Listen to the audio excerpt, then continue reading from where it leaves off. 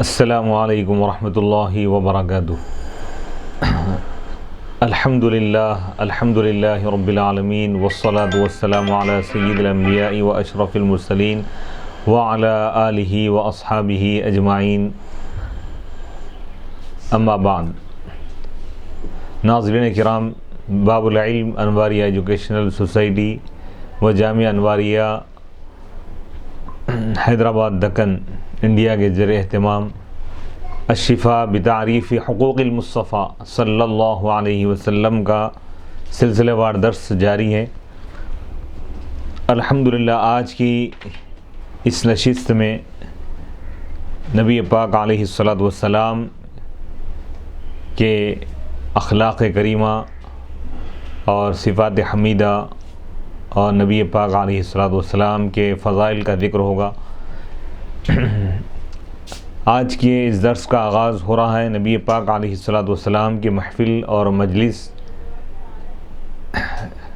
کی کیفیت کے متعلق، اور نبی پاک علیہ السلام صحابہ کے درمیان کس طرح آپ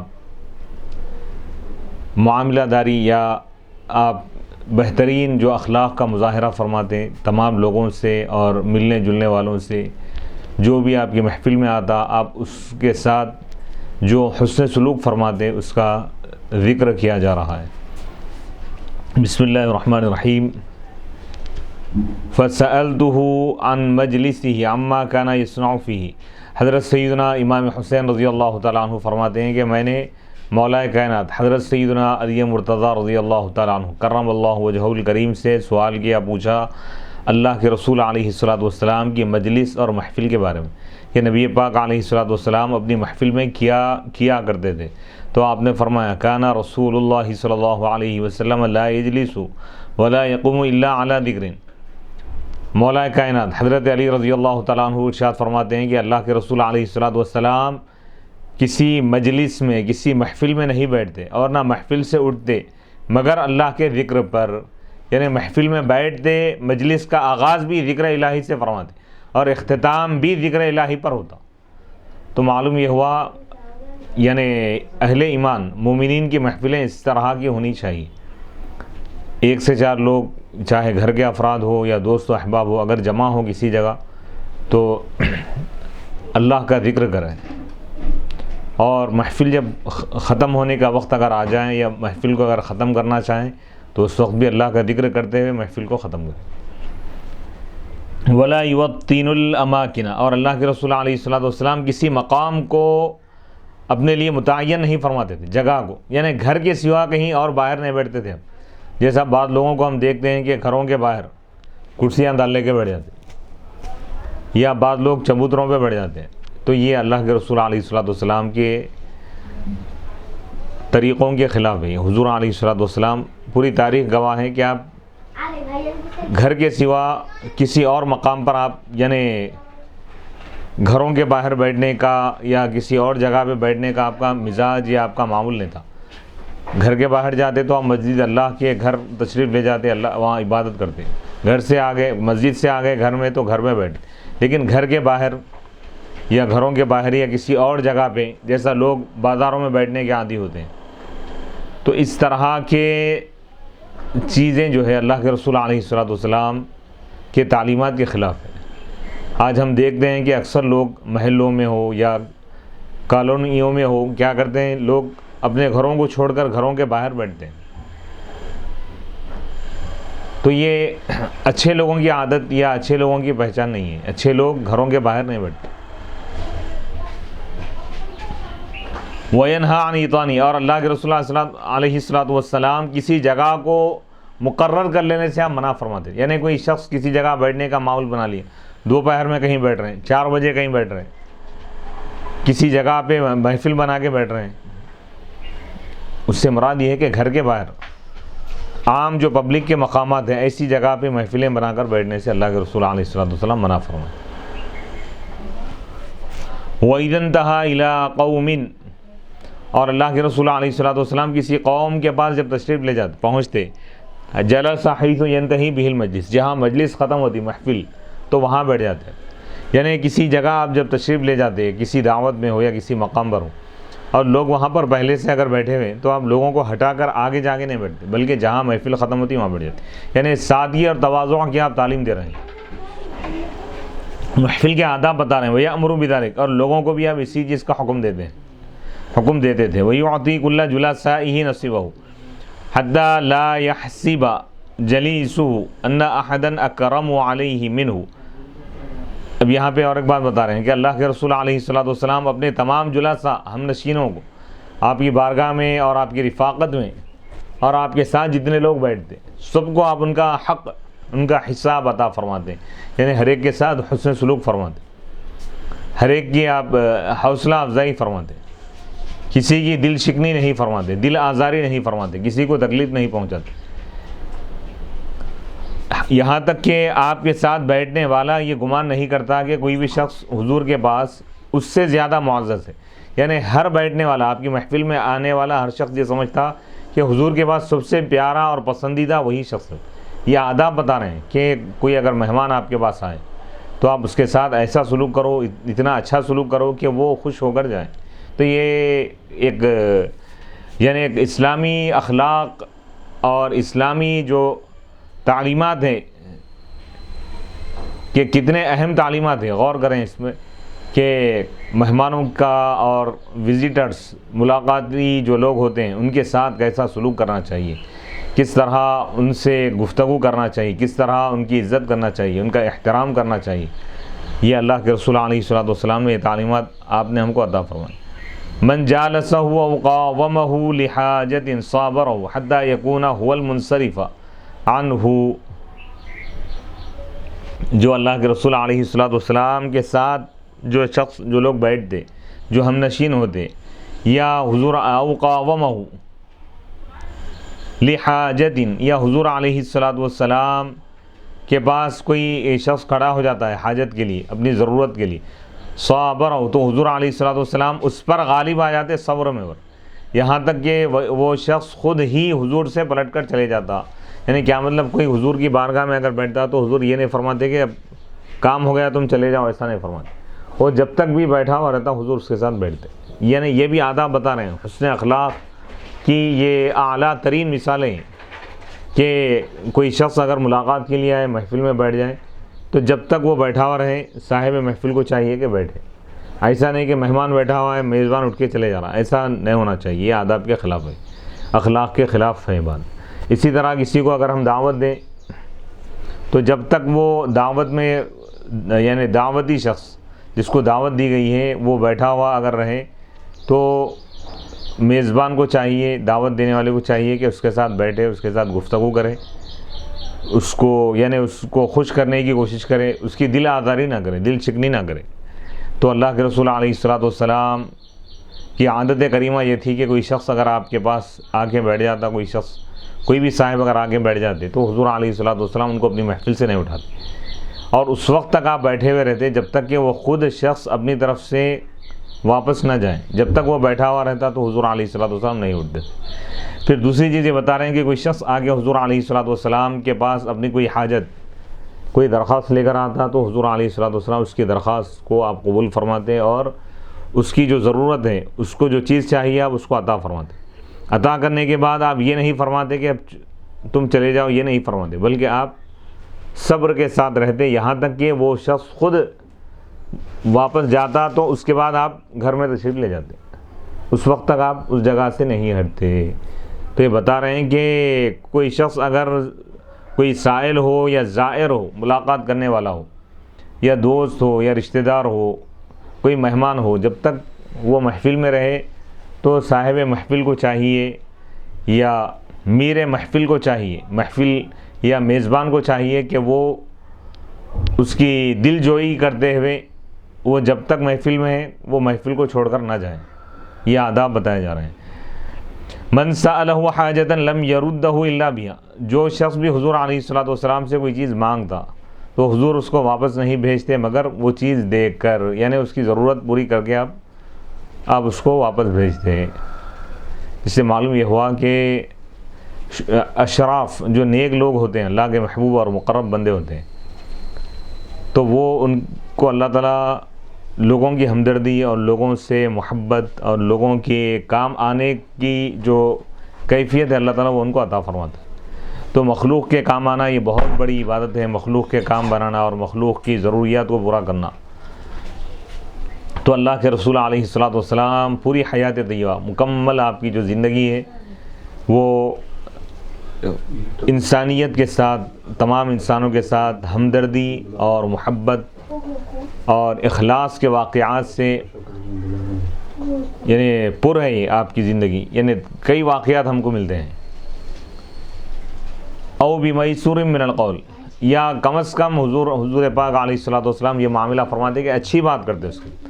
اگر آپ کے پاس کوئی یعنی کسی شخص کے پاس کوئی اگر آ جائے اور کوئی چیز مانگے اور اس کے پاس وہ چیز موجود نہ ہو تو کم از کم اچھی گفتگو کریں اور اس کو یعنی ہمت افزائی کی بات کر کے اس کو واپس کریں، سختی سے گفتگو نہ کریں اس کے ساتھ، نرمی سے گفتگو۔ قد وسع الناس بسطہ وخلقہ، لوگوں کو یعنی گھیر لیے تھے آپ کے اچھے اخلاق، یعنی گشادہ، یعنی وسیع تھے آپ کے اخلاق، لوگوں کے لیے آپ کے اخلاق بہت وسیع تھے، گشادہ تھے، یعنی ہر ایک کے ساتھ حسن سلوک فرماتے تھے۔ فصار لهم ابا وصاروا عنده في الحق متقاربين متفاضلين فيه بالتقوى، وفي الرواية الأخرى صاروا عنده في الحق سواء۔ اب یہاں بتا رہے ہیں کہ تمام انسانیت کے لیے اللہ کے رسول علیہ الصلوۃ والسلام والد کی طرح مشفق تھے، بلکہ ہمارا ایمان تو یہ ہے کہ والدین سے بڑھ کر اللہ کے بعد سب سے زیادہ انسانیت سے محبت کرنے والے اللہ کے رسول علیہ الصلوۃ والسلام اور رحم کرنے والے ہیں۔ وصاروا عنده، اور تمام لوگ حضور کے پاس حق میں برابر تھے، متقاربین متفاضلین فی بالتقوی، اور ان کو جو فضیلت حاصل تھی لوگوں کو تقوی کی وجہ سے، یعنی تقوی کی وجہ سے حضور علیہ الصلوۃ والسلام کے پاس لوگوں کا مقام بلند ہوتا ہے، یہ بتانا چاہ رہا ہے۔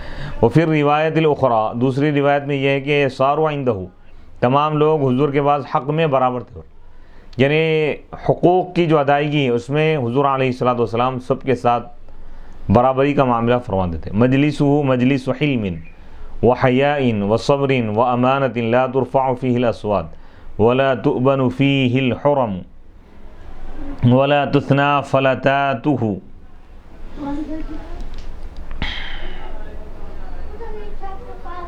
وهذه الكلمة من غير رواية يتعاطفون بالتقوى متواضعين يوقرون فيه الكبير ويرحمون الصغير ويرفدون ذا الحاجة ويرحمون الغريب۔ مجلس، اللہ کے رسول علیہ الصلوۃ والسلام کی محفل حلم کی محفل تھی، حلم والی محفل تھی۔ حلم کا مطلب یہ ہے کہ اگر لوگوں سے کچھ لغزشیں اگر ہو جاتی تو حضور علیہ الصلوۃ والسلام ان کو معاف فرماتے، درگزر کرتے۔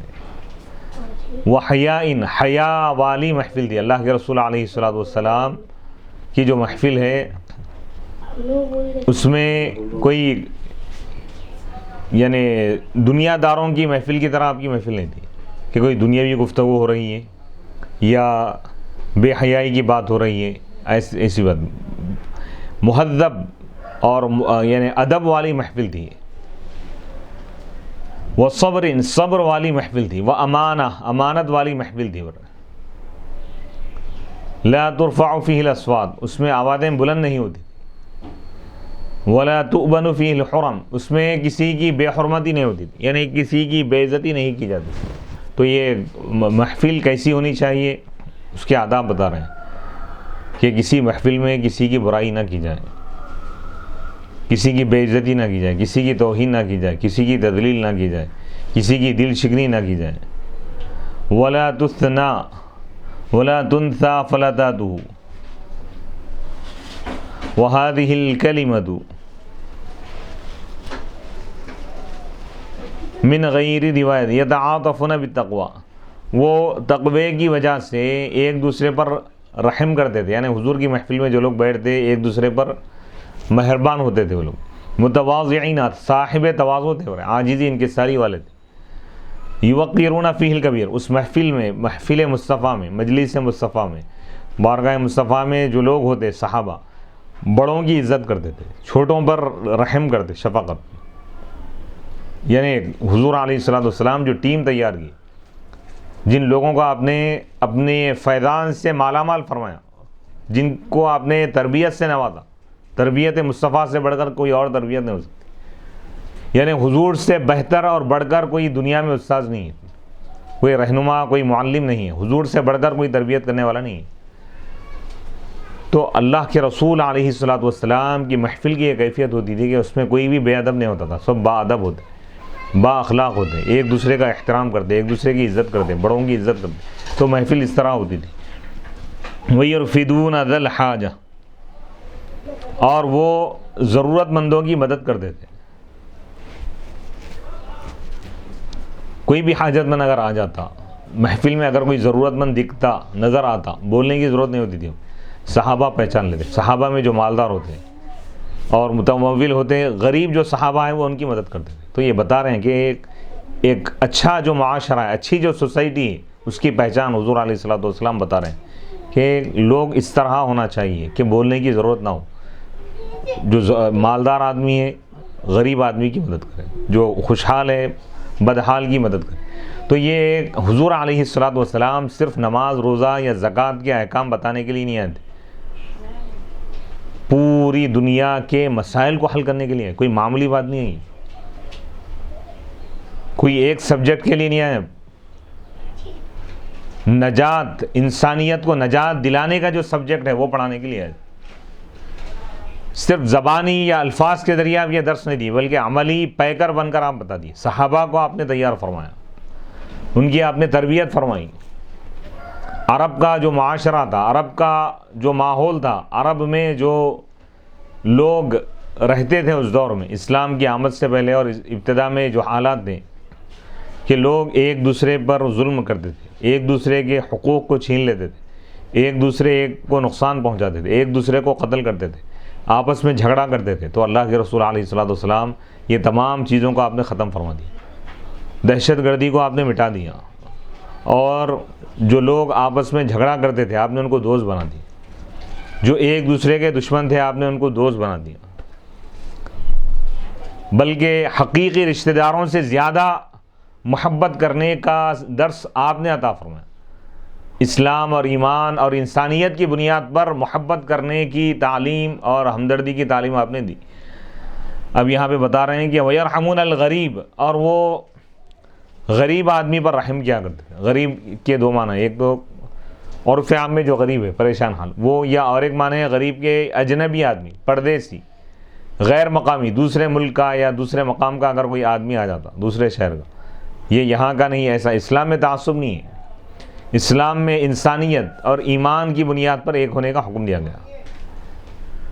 یہ فلاں علاقے کا ہے لہذا ہم اس کے ساتھ ہمدردی نہیں کریں گے، ایسا نہیں ہے. اسلام یہ کہتا ہے کہ تمام انسان حضرت آدم علیہ السلام کی اولاد ہیں، سب بھائی بھائی ہیں، ایک دوسرے کے ساتھ حسن سلوک کرنا چاہیے، یہ تعلیم دی گئی. تم مدد کرنے کے لیے اس کا علاقہ مت دیکھو، اس کا مذہب مت دیکھو، اس کا مسلک مت دیکھو، اس کی نیکی یا اس کی بدی کو مت دیکھو.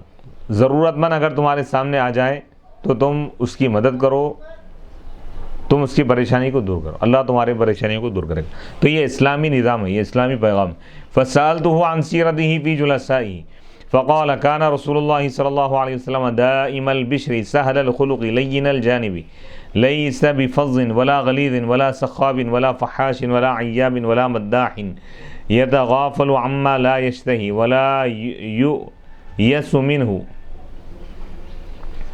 اب یہاں پہ حضرت سیدنا امام حسین رضی اللہ تعالیٰ مولا کائنات حضرت سیدنا علی مرتضیٰ رضی اللہ تعالیٰ عنہ کرم اللہ وجہہ الکریم سے آپ نے دریافت کیا، پوچھا کہ فسأل تو میں نے آپ سے سوال کیا عن سیرتی، حضور کی سیرت کے بارے میں، فی جلسائی آپ کے ہم نشینوں کے ساتھ، یعنی ساتھیوں کے ساتھ، دوستوں کے ساتھ، ساتھ اٹھنے بیٹھنے والے ہم نشینوں کے ساتھ اللہ کے رسول علیہ الصلوۃ والسلام کا معاملہ کیا ہوتا تھا.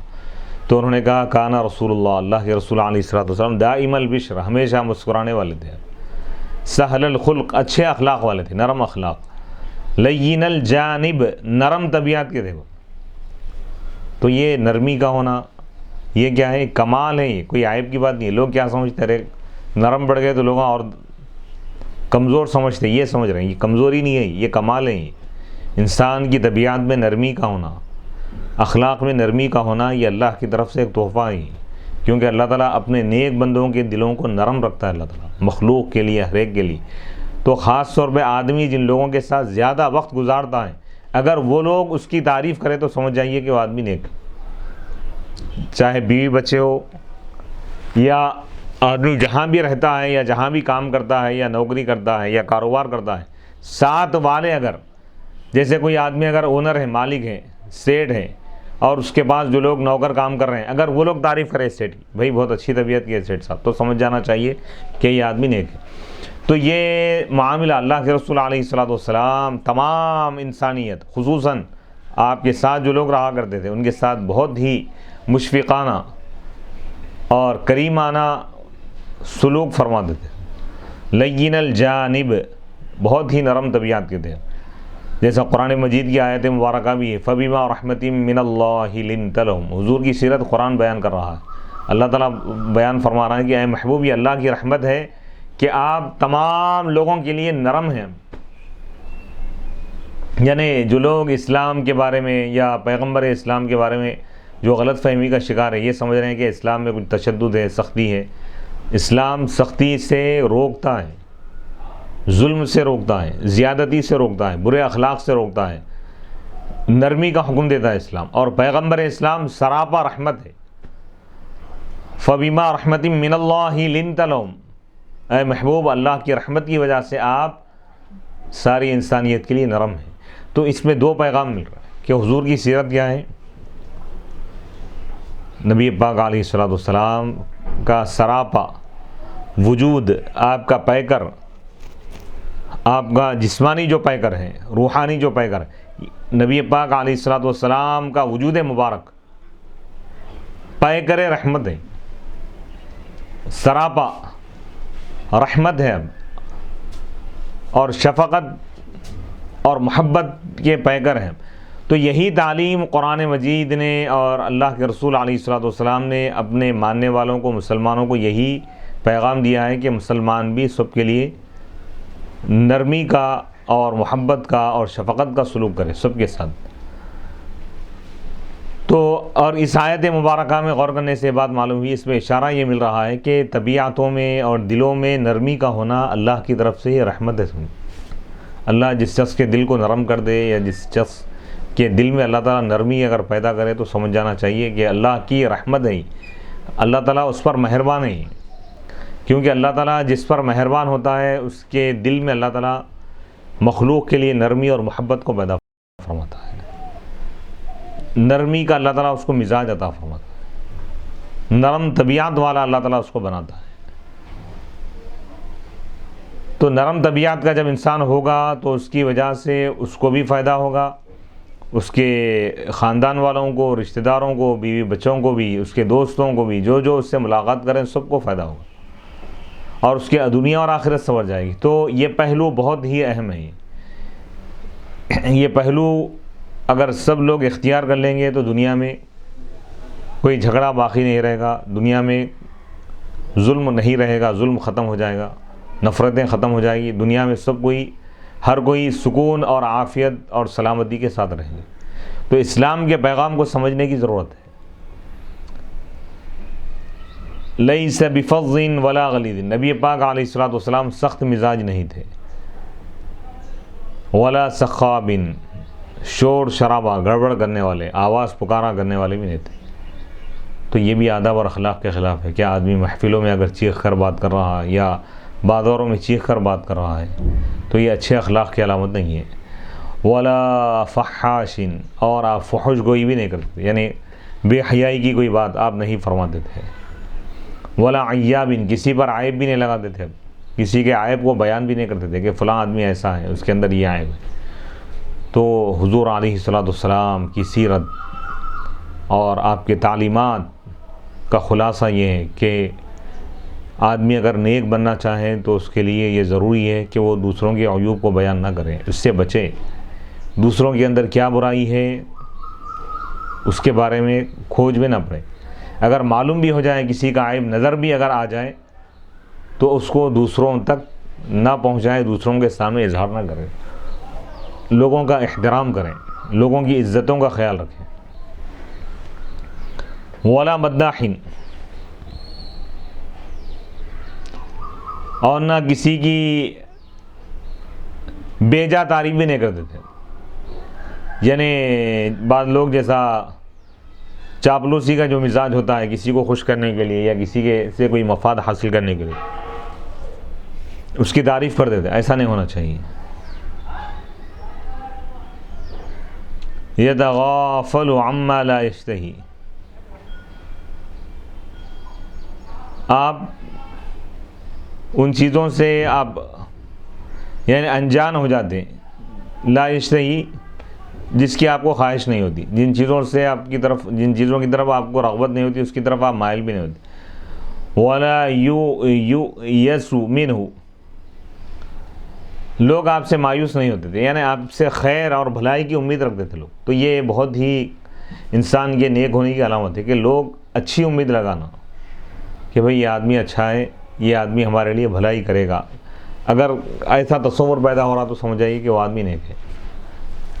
تو اچھے انسان کے لیے حضور یہ پیغام دے رہے ہیں کہ جو آدمی اچھا بننا چاہ رہا ہے تو لوگوں کے لیے بھلائی کا کام کرے، لوگوں کو مایوس نہ کرے، لوگوں کے ساتھ اچھا برتاؤ کرے۔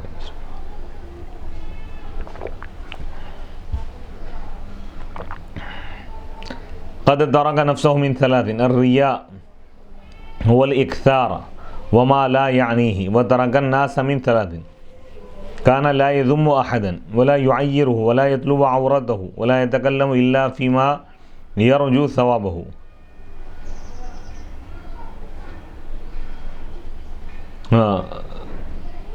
قد ترک نفسه، اللہ کے رسول علیہ الصلوۃ والسلام اپنے آپ کو چھوڑ دیے تھے ان تین چیزوں سے، یعنی تین چیزوں سے آپ کو کوئی تعلق نہیں تھا۔ پہلی چیز یہ ہے کہ ریاکاری، دکھاوا آپ کو پسند نہیں تھا،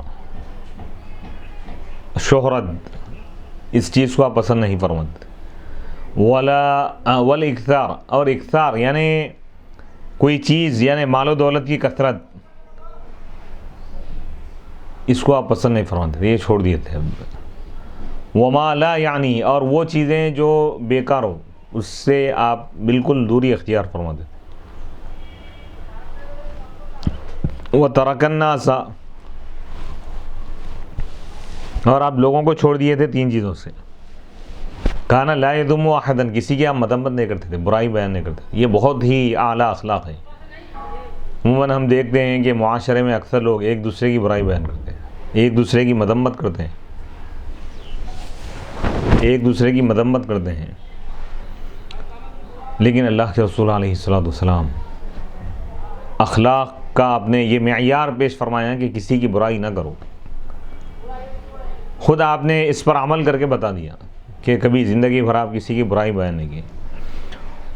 ولا یعیر، کسی کو عار بھی نہیں دلاتے، یعنی کسی کے اندر کوئی خرابی ہے، کوئی عیب ہے، کوئی گناہ ہے تو آپ اس کو شرمندہ نہیں فرماتے تھے۔ عار دلانے کا مطلب یہ کہ شرمندہ کر دینا، یعنی کسی شخص کو یہ بولنا کہ بھئی تو ایسا ہے، تمہارے اندر یہ عیب ہے، تو اس سے وہ شرمندہ ہو جائے گا، اس کی دل چکنی ہوں گی، وہ شخص یعنی رسوائی محسوس کرے گا۔ تو اس طرح نہیں کرنا چاہیے۔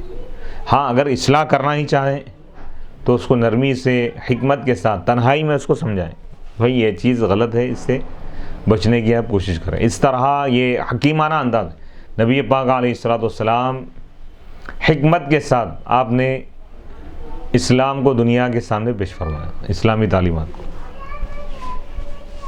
ولا یطلب عورتہ، کسی کے خفیہ معاملات، اس کے پوشیدہ یا پرائیویسی، جو پرائیویٹ جو معاملات ہیں اس کو آپ طلب نہیں کرتے تھے کہ ان کیا کیا کرتا ہے، اس کے کیا معاملات ہیں، اس کا کیا کاروبار، جیسا بعض لوگ کھوج کرتے ہیں کہ بھئی ان کیا کر رہا، اس کی گھریلو زندگی ہو یا اس کی یعنی معاشی زندگی ہو یا معاشرتی زندگی ہو، تو اس کی تحقیق اور تجسس نہیں کرنا چاہیے۔ تو یہ تجسس بھی اسلام میں بہت ہی ناپسندیدہ عمل قرار دیا گیا اسلام میں۔ ولا يتكلم الا فيما يرجو ثوابه، اور آپ بیکار گفتگو سے بالکل بہت دور تھے، کبھی پوری زندگی میں کوئی بیکار گفتگو نہیں فرمائے۔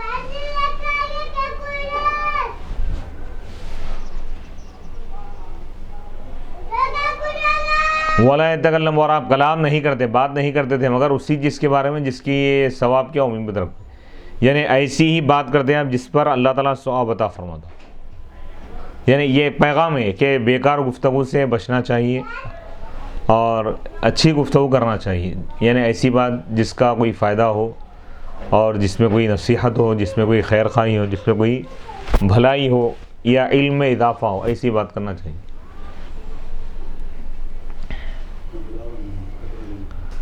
اذا تکلم اطرق جلساؤہ، نبی پاک علیہ الصلوۃ کی محفل کی کیفیت بتا رہے ہیں کہ صحابہ کس طرح باادب تھے، مؤدب ہوتے تھے. بتا رہے ہیں کہ اذا تکلم، جب اللہ کے رسول علیہ الصلوۃ کلام فرماتے تو آپ کے ہم نشین صحابہ کرام جو محفل میں ہوتے سر جھکا دیتے، کأنما، گویا کہ ان کے سروں پر پرندہ ہے.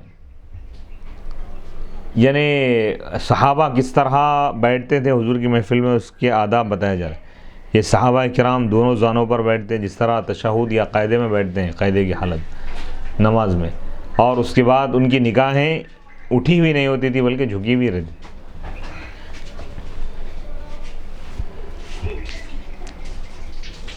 وَإِذَا سَكَتَ تَكَلَّمَ، اور جب اللہ کے رسول علیہ الصلوۃ خاموش ہو جاتے تو صحابہ کلام کرتے. لا يتنازعون عنده الحدیث،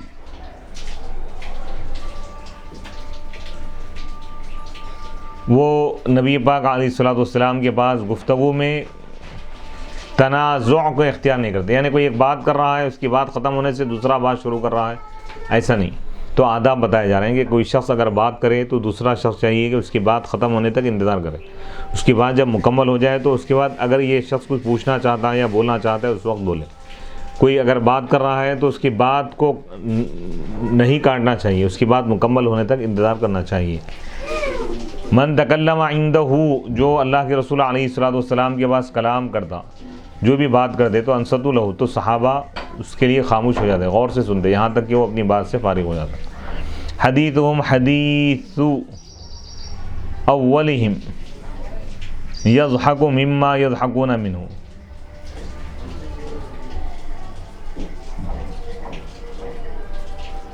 وَيَتَعَجَّبُ مِمَّا يَتَعَجَّبُونَ مِنْهُ وَيَصْبِرُ لِلْغَرِيبِ عَلَى الْجَفْوَةِ فِي الْمَنْطِقِ.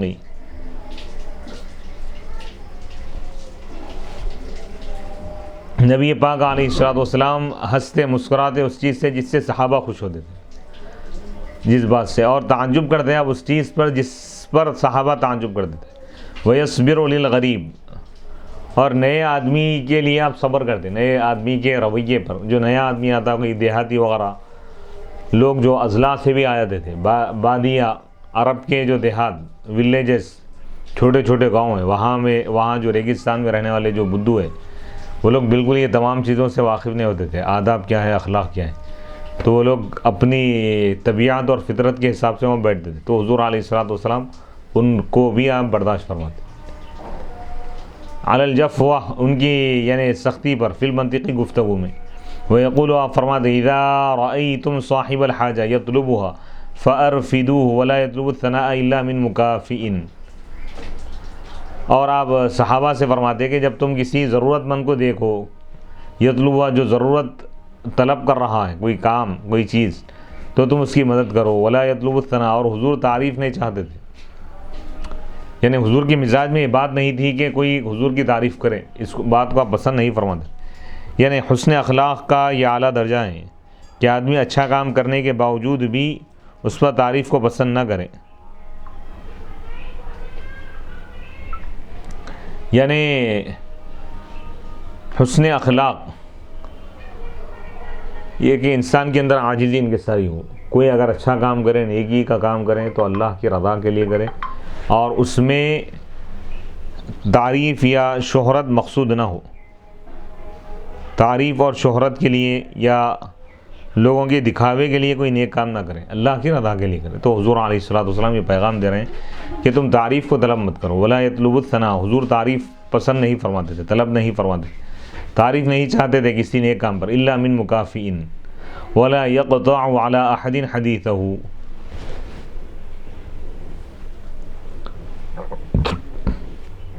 اور آپ کسی شخص کی بات کو نہیں کاٹتے تھے. حتی یتجوزہ، یہاں تک کہ وہ اپنی بات کو ختم کرے. فیقطعہ، تو آپ اس کی بات کو مکمل فرماتے بھی انتہائی آخر میں، یا اس کی بات ختم ہونے کے بعد آپ محفل سے اٹھ جاتے ہیں. یعنی اگر کوئی بات کر رہا ہو تو اس کی بات ختم ہونے سے پہلے آپ محفل سے نہیں اٹھتے. یہ آداب بتائے جا رہے ہیں. هنا انتہا حدیث سفیان بن عیین وزاد الآخر قلت کیف کان سکوتہ صلی اللہ علیہ وسلم. حضرت سیدنا امام حسین رضی اللہ تعالیٰ عنہ فرماتے ہیں کہ میں نے پوچھا، میں نے کہا کہ اللہ کے رسول علیہ الصلوۃ والسلام کا سکوت کیسا تھا، آپ کی خاموشی؟ تو مولا کائنات حضرت سیدنا علی مرتضیٰ رضی اللہ تعالیٰ عنہ نے فرمایا کہ کانا سکوتہ علی اربعین، اللہ کے رسول علیہ الصلوۃ والسلام کی جو خاموشی ہے 4 چیزوں پر تھی. علی الحلم، بردباری کی وجہ سے، حلم کی وجہ سے آپ خاموش رہتے تھے. والحذری، احتیاط، لوگوں سے احتیاط کرتے ہوئے بھی آپ خاموش رہتے تھے. والتقدیری والتفکری، اور غور و فکر کرنے کے لیے بھی آپ خاموش رہتے. فاما تقدیرہ، اور تقدیر کے لیے بھی آپ کی خاموشی تھی. تقدیر سے مراد کیا ہے؟ فاما تقدیرہ ففی تسویۃ النظر. اب رہا تقدیر، یعنی آپ کا اندازہ لگانا کسی چیز کے بارے میں. ففی تسویۃ النظر والاجتماع بیننا، تو لوگوں کے درمیان یعنی غور و فکر کرنے اور لوگوں کی بات سننے میں برابری کے لیے. یعنی کبھی آپ اس لیے خاموش ہو جاتے کہ لوگ، یعنی تمام لوگوں کی جو گفتگو ہے ایک کے بعد دیگر ہے، اگر کوئی محفل میں اگر کوئی بات کر رہے ہیں تو ان کی بات سننے کے لیے آپ خاموش ہو جاتے ہیں. وَأَمَّا تَفَكُّرُ، اب رہا آپ کا غور و فکر کرنا. فَفِي مَا يَبْقَى وَيَفْنَى، آپ غور و فکر کرتے ہیں ان چیزوں کے بارے میں جو باقی رہنے والی ہیں اور ان چیزوں کے بارے میں جو فنا ہونے والی. یعنی دنیا کے جو حالات ہیں اس میں آپ غور و فکر کرتے ہیں کہ دنیا کتنی فانی چیز ہے، ختم ہونے والی چیز ہے. اور آخرت کے بارے میں آپ غور کرتے ہیں اور خاموش ہو جاتے ہیں. آخرت کے بارے میں غور و فکر کرتے ہیں کہ آخرت باقی رہنے والی. اور یہی پیغام آپ نے امت کو دیا ہے کہ تم خاموش رہ کر غور و فکر کرو. خاموش اس لیے رہو تاکہ تم غور و فکر کرو کہ دنیا کی کیا حیثیت ہے، دنیا کی کیا حالت ہے، دنیا داروں کی کیا کیفیت ہے، دنیا داروں کا کیا معاملہ ہے، کہ دنیا کتنی غیر پائیدار چیز ہے. یعنی باقی رہنے والی چیز نہیں ہے، ختم ہونے والی چیز ہے یہ. اور آخرت باقی رہنے والی چیز ہے. تو لہذا تم آخرت کی تیاری کرو، دنیا سے اعراض کرو، دنیا سے منہ پھیر لو، دنیا سے دوری اختیار کرو، دنیا سے محبت نہ کرو. یہ آپ پیغام دیتے، خاموش رہتے اور غور و فکر کرتے. وَجُمِعَ لَهُ الْحِلْمُ فِي الصَّبْرِ فَكَانَ لَا يُغْضِبُهُ شَيْءٌ يَسْتَفِزُّهُ. وَجُمِعَ لَهُ فِي الْحَذَرِ أَرْبَعٌ أَخْذُهُ بِالْحَسَنِ لِيُقْتَدَى بِهِ وَتَرْكُهُ الْقَبِيحَ لِيُنْتَهَى عَنْهُ وَاجْتِهَادُ الرَّأْيِ بِمَا أَصْلَحَ أُمَّتَهُ وَالْقِيَامُ لَهُمْ بِمَا جَمَعَ لَهُمْ أَمْرَ الدُّنْيَا وَالْآخِرَةِ. اور اللہ کے رسول علیہ الصلوۃ والسلام کے لیے حلم جمع کر دیا گیا تھا صبر میں. یعنی آپ کے صبر میں حلم غالب تھا. یعنی کوئی شخص اگر کوئی غلطی کرتا تو آپ فوراً اس سے انتقام، بدلہ نہیں لیتے تھے، بلکہ درگزر کرتے تھے، خاموش ہو جاتے. کوئی اگر سخت لہجے میں بات کرتا یا آپ کے ساتھ برا سلوک کرتا تو آپ غصے میں نہیں آتے. یہ حلم ہے، آپ کا صبر ہے. فَكَانَ لَا يُغْضِبُهُ شَيْءٌ، کوئی چیز آپ کو غضبناک نہیں کرتی تھی، غصے میں نہیں لاتی تھی. فَكَانَ وَجُمِعَ لَهُ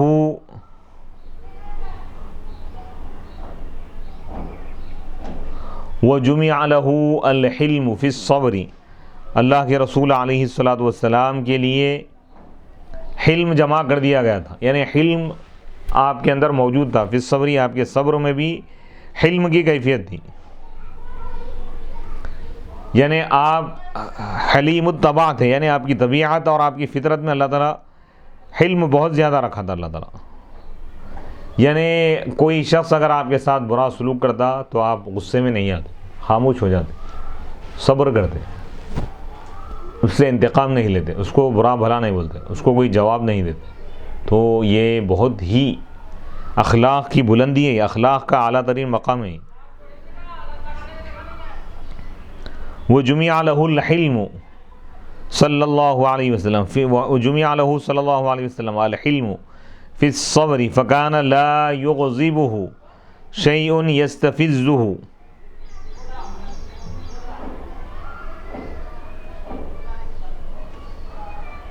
یعنی کوئی چیز اگر آپ کو تکلیف پہنچاتی تو اس کی وجہ سے آپ کو غصہ نہیں آتا. وجمع له بالحذر، احتیاط میں 4 پہلو تھے. حضور علیہ الصلوۃ کسی سے اگر احتیاط کرتے، کسی چیز سے اگر دوری اختیار کرتے تو اس میں 4 پہلو ہوتے تھے، 4 وجوہات. اخذہ بالحسن، تو حضور علیہ الصلوۃ کا مقصد یہ ہوتا تھا کہ آپ سب سے اچھی چیز آپ اختیار کرنا چاہتے تھے.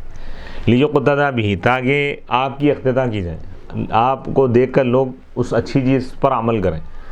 اور آپ کا ایک مقصد یہ ہوتا تھا کہ آپ بری چیز کو چھوڑ دیں، اس سے بچیں، تاکہ لوگ اس یعنی بری چیز سے بچیں.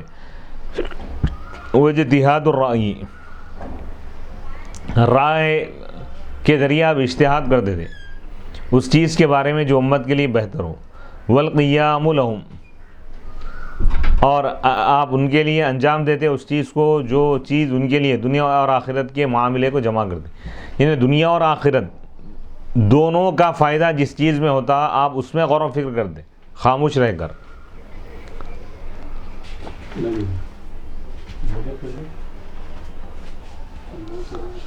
اب اس فصل میں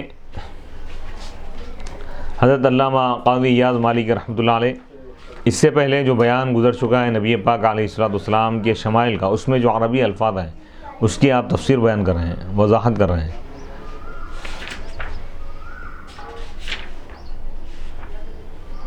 اب اس کے بعد یہاں تک شمائل کا بیان ہونے کے بعد اب یہاں سے نبی پاک علیہ الصلوۃ کے فضائل اور کمالات کا ذکر شروع ہو رہا ہے. الباب الثالث، یہ تیسرا باب ہے. فیما ورد من صحیح الاخبار و مشہورها بعظیم قدری، یہ تیسرا باب ہے ان چیزوں کے بارے میں، ان صحیح اور معتبر احادیث اور مشہور احادیث کے بارے میں جو وارد ہوئی ہیں، جو احادیث مبارکہ، جو روایت مشہورہ وارد ہے نبی پاک علیہ الصلوۃ کی عظیم قدر و منزلت کے بارے میں. عند ربی، رب کے پاس، یعنی اللہ کے پاس آپ کا جو بلند مقام ہے، مرتبہ ہے، ان روایات کو جو آپ کے بلند مرتبے اور بلند درجے کو واضح کر دی ہیں، اس کو یہاں بیان کیا جا رہا ہے. وما خصہ به فی الدارین من کرامتہ صلی اللہ علیہ وسلم، اور نبی پاک علیہ الصلوۃ کے دنیا اور آخرت میں جو خصائص ہے، خصوصیات ہے، یعنی ایسے کمالات جو صرف حضور کو عطا کیے گئے، کسی اور کو نہیں، تو اس کا بیان ہے. یعنی فضائل اور کمالات اور خصائص کا بیان ہے.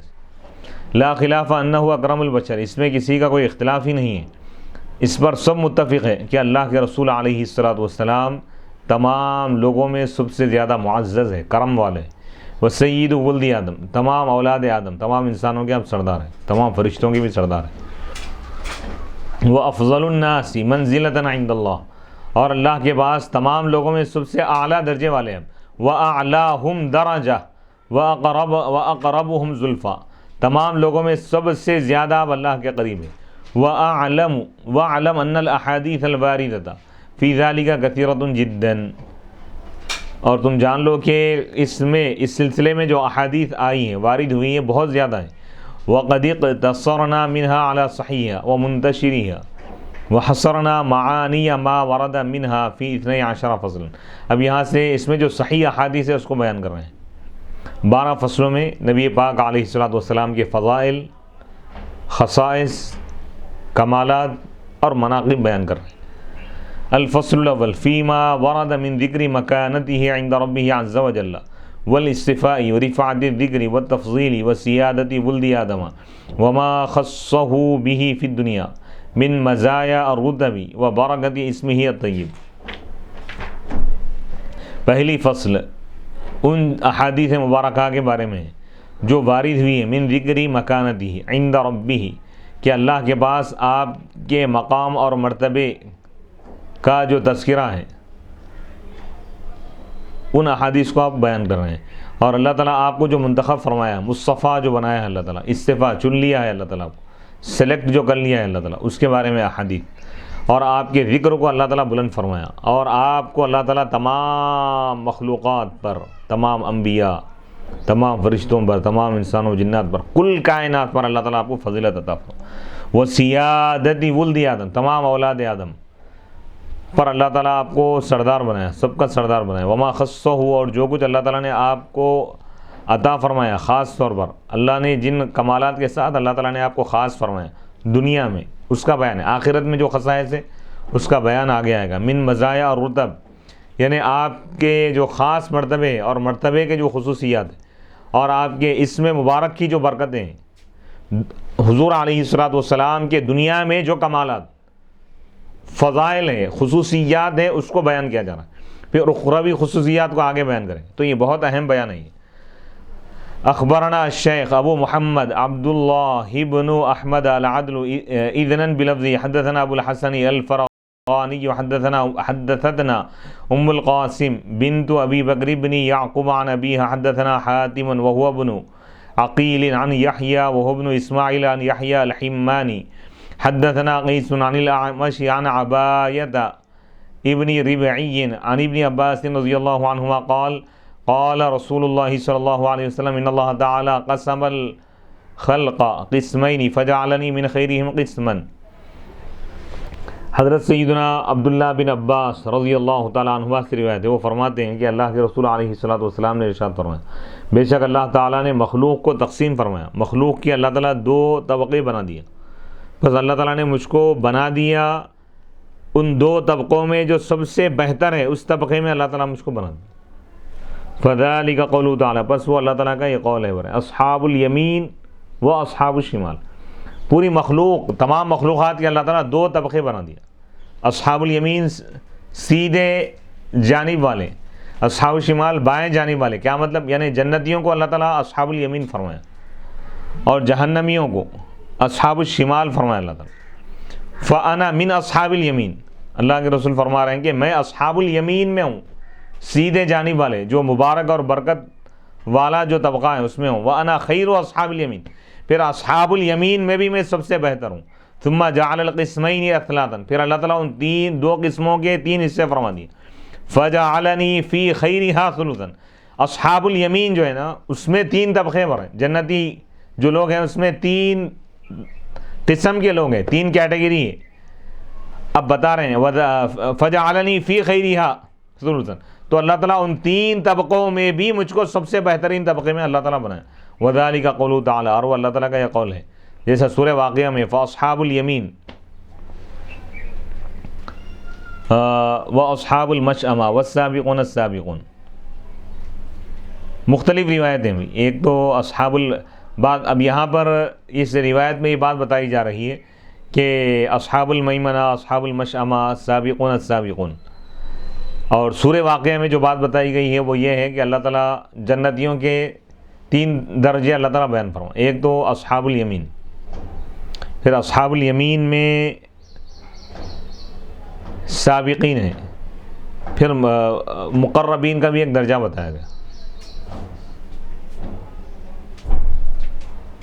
اب یہاں اس روایت میں یہ بات ہے کہ حضور فرما رہے ہیں کہ اللہ تعالیٰ مجھ کو سابقین میں سے بنایا، وَأَنَا خَيْرُ السابقین، سابقین میں بھی میں سب سے بہتر ہوں۔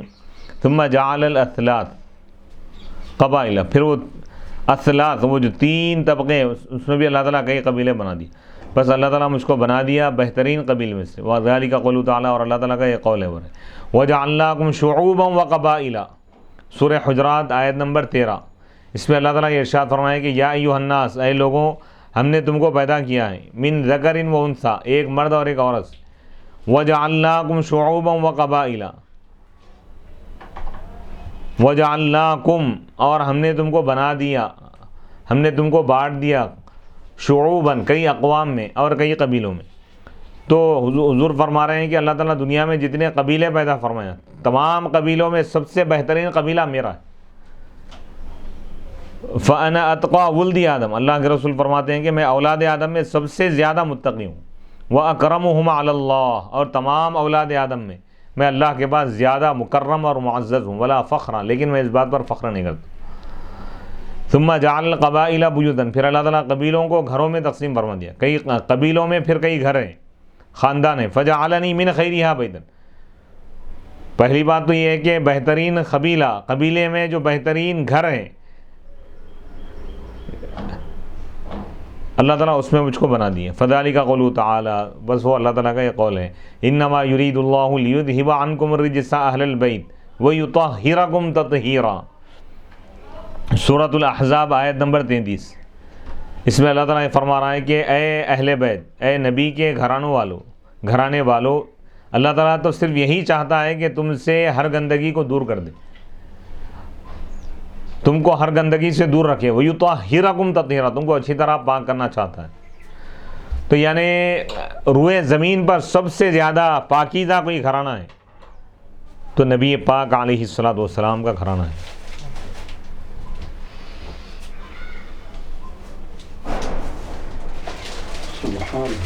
وہاں نبی، اور یہ اللہ، اب اس آیت میں تو یہ ہے کہ اللہ تعالیٰ فرما رہا ہے کہ اللہ یہ چاہ رہا ہے، اور اللہ جو چاہتا ہے اس کو کوئی روک نہیں سکتا. انسان کا ارادہ رک سکتا ہے، ٹل سکتا ہے، لیکن خدا کا ارادہ نہ آج تک ٹلا ہے نہ رکا ہے. اللہ کا ارادہ غالب رہتا ہے، یعنی اللہ جو چاہتا ہے، فعال لما یرید، اللہ جو چاہتا ہے، جو ارادہ کرتا ہے وہ کر کے رہتا ہے اللہ تعالیٰ.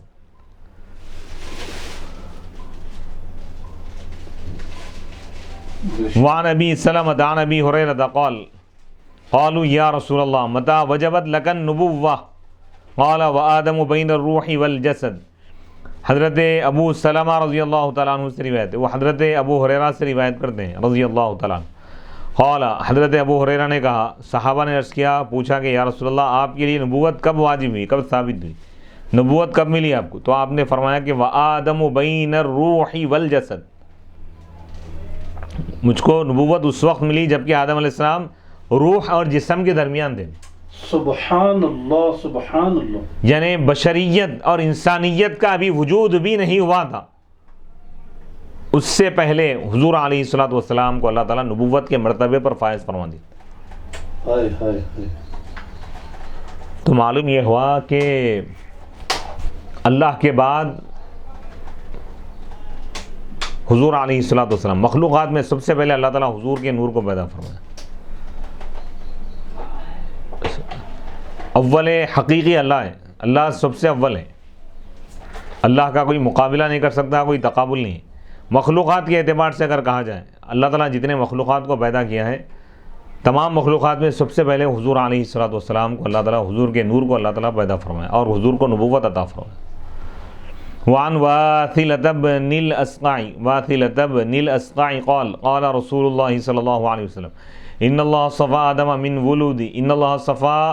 من ولد إبراهيم إسماعيل والصفى من ولد إسماعيل بني كنانة والصفى من قريش بني هاشم والصفاني من بني هاشم.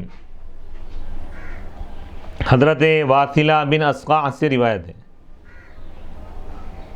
انہوں نے کہا اللہ کے رسول علیہ السلام نے ارشاد فرمایا، بے شک اللہ تعالیٰ حضرت ابراہیم علیہ السلام کی اولاد میں سے اللہ تعالیٰ نے حضرت اسماعیل علیہ السلام کو اللہ تعالیٰ منتخب فرمایا،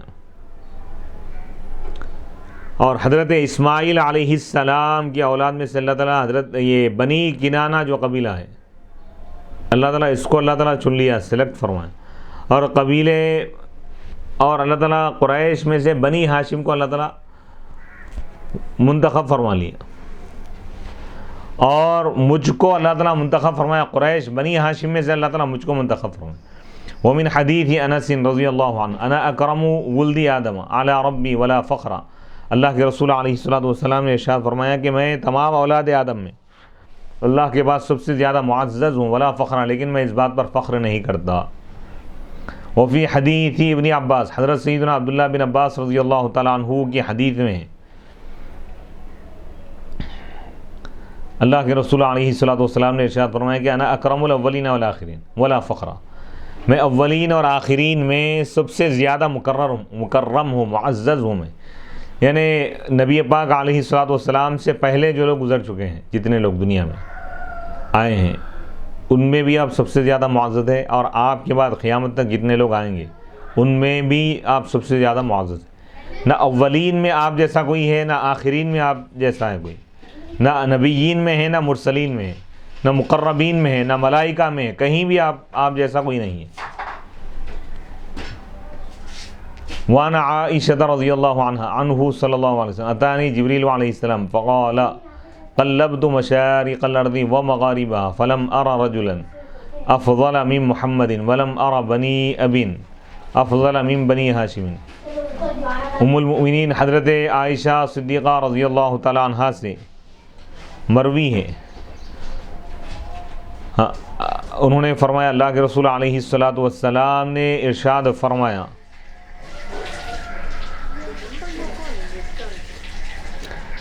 حضرت عائشہ رضی اللہ عنہا فرماتی ہے کہ اللہ کے رسول علیہ الصلاۃ والسلام نے ارشاد فرمایا اتانی جبریل علیہ السلام، میرے بعد حضرت جبرائیل علیہ السلام آئے. فقال بس انہوں نے کہا قلبت میں کھنگال دیا میں مشرق اور مغرب کو، یعنی زمین میں جتنے مشارق ہیں، مشرق کی جہت، مشرق سے لے کر مغرب تک، شمال سے جنوب تک، پوری زمین کو میں چھان دیا میں، پوری زمین پر جتنے لوگ ہیں تمام لوگوں کو چھان لیا میں، دیکھ لیا، تحقیق کر لیا. فلم ارى رجلا، بس میں محمد سے بڑھ کر ان جیسا فضیلت والا کسی کو نہیں دیکھا. اللہ اکبر. ولم ارى بنی اب افضل، اور میں نے کسی خاندان اور قبیلے کو بنی ہاشم سے افضل نہیں دیکھا.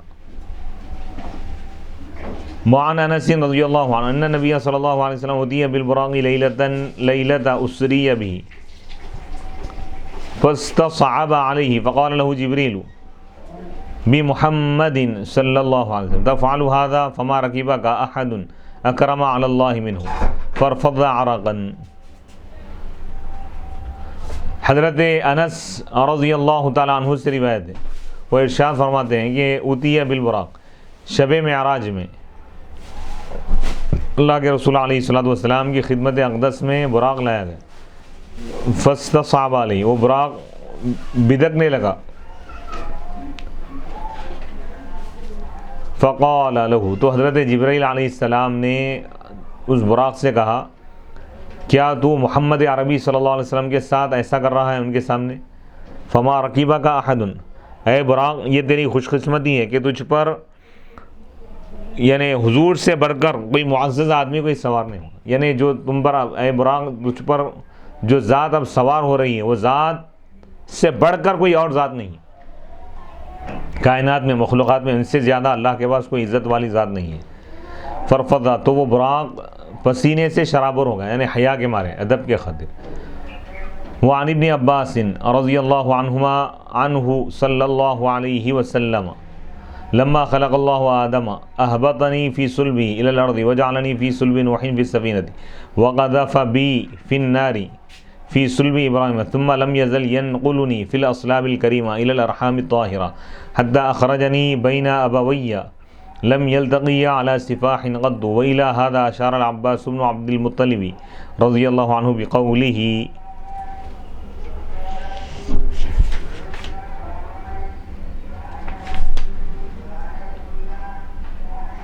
حضرت سیدنا عبداللہ بن عباس رضی اللہ تعالیٰ عنہما سے مروی ہے، قال، وہ فرماتے ہیں کہ جب اللہ تعالیٰ نے آدم علیہ السلام کو پیدا کیا، اللہ کے رسول فرما رہے ہیں کہ جب اللہ تعالیٰ آدم علیہ السلام کو پیدا کیا تو اللہ تعالیٰ مجھ کو اتار دیا ان کے پشت میں، الی الارض، زمین پر، یعنی زمین پر اللہ تعالیٰ مجھ کو بھیج دیا.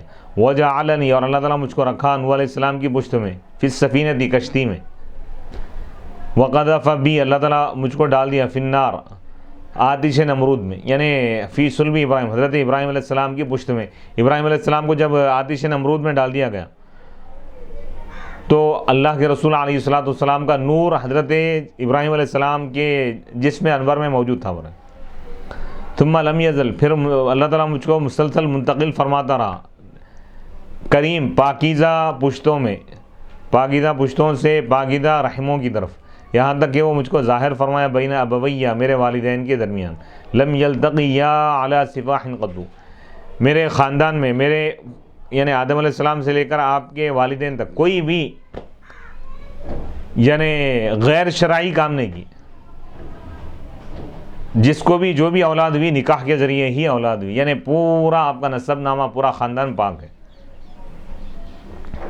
تو یہاں پر ایک مضمون مکمل ہو گیا انشاءاللہ، اور بھی جو فضائل ہے اس کا سلسلہ ہم انشاءاللہ اگلی نشست میں اس کو مکمل کریں گے. وصلی اللہ تعالی علی خیر خلقہ سیدنا محمد وعلی آلہ واصحابہ وبارک وسلم اجمعین والحمد للہ رب العالمین.